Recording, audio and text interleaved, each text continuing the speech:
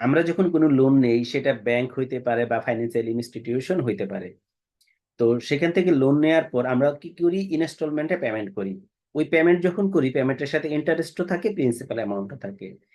এই টোটাল পেমেন্টটা যখন করি, আমরা ট্যাক্স অ্যাকাউন্টে এটার অপারেশনটা কিভাবে করব?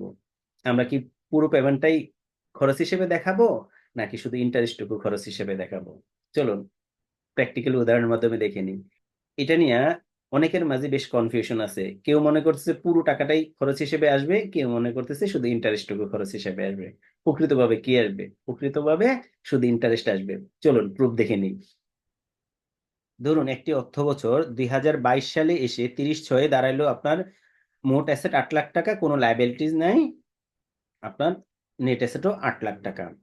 কোনো একটা প্রয়োজনে 22-23 অর্থ বছরে এসে আপনি ব্যাংক থেকে 2 লাখ টাকা লোন নিয়েছেন, যেটা ইনস্টলমেন্টে আপনাকে পেমেন্ট করতে হবে।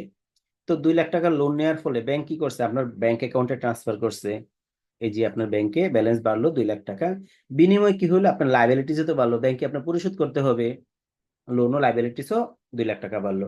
তারপরে নেট অ্যাসেটের কি পরিবর্তন হলো? নেট অ্যাসেটের কোনো পরিবর্তন হলো, আপনার আগে যে 8 লাখ ছিল এখনো 8 লাখ আছে। কিভাবে? কারণ 2 লাখ টাকা আপনার বাড়লো, 2 লাখ টাকা যেহেতু শোধ করতে হবে, আপনার লাইবিলিটিস বাড়ছে, নেট অ্যাসেট বিয়োগ করার পর 8 লাখ টাকাই থাকে, কোনো ইফেক্ট নাই। তাহলে 30/6/2023 আইসা আপনার নেট অ্যাসেট এটাই দাঁড়াইলো। ধরে নিলাম এই বছরে কোনো আমার ইনকামও দেখাইলাম না, কোনো ব্যয়ও দেখাইলাম না, হইলে সেইটুকু বাড়বে এবং যে খরচ হয় সেইটুকু কমবে। 2023-24 অর্থ বছরে এসে আমি লোন পরিশোধ করলাম 1 লাখ টাকা প্রিন্সিপাল অ্যামাউন্ট।